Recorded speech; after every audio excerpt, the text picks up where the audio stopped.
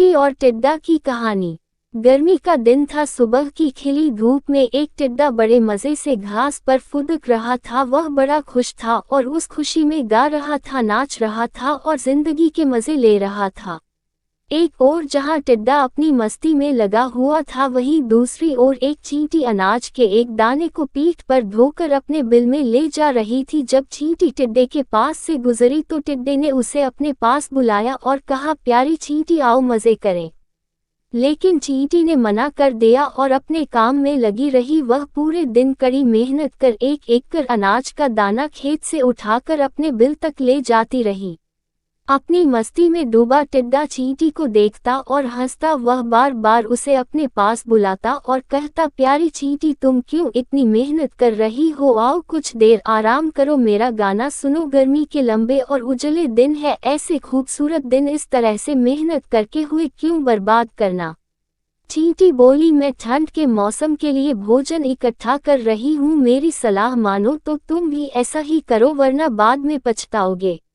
अभी से ठंड के मौसम के बारे में क्यों चिंता करना? टिड्डा बोला, मेरे पास पर्याप्त भोजन है और ठंड का मौसम तो अभी बहुत दूर है, उसकी तैयारी करने के लिए बहुत समय है। अभी का समय तो मैं आराम से सोते हुए और मजे करते हुए बिताना चाहता हूँ। मेरी मानो तो मेहनत छोड़ो और मजे करो।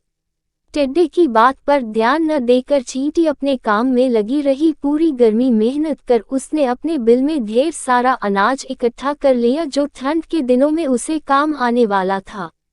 उधर टिड्डा ठंड के मौसम की तैयारी के स्थान पर पूरे दिन नाचता गाता रहा। अपनी मस्ती में उसे होश ही नहीं रहा कि गर्मी के दिन बहुत लंबे समय तक नहीं रहने वाले हैं। जल्द ही ठंड के दिन और फिर बरसात के दिन आ जाएंगे, जो उस जैसे जीवों के लिए मुश्किल भरे दिन होंगे।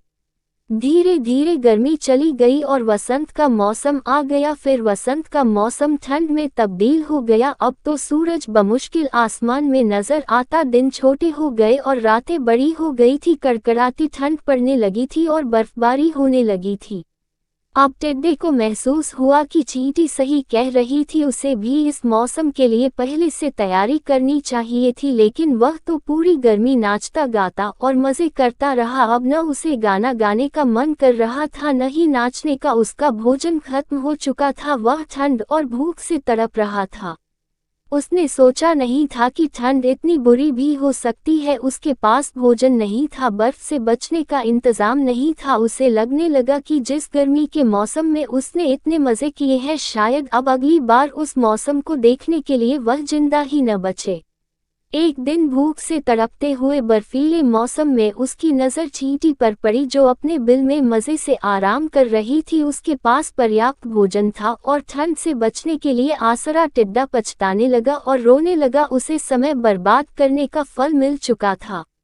सीख: समय का सदुपयोग करें, अन्यथा समय हाथ से निकल जाने पर पछतावे के सिवाय कुछ हाथ नहीं आता।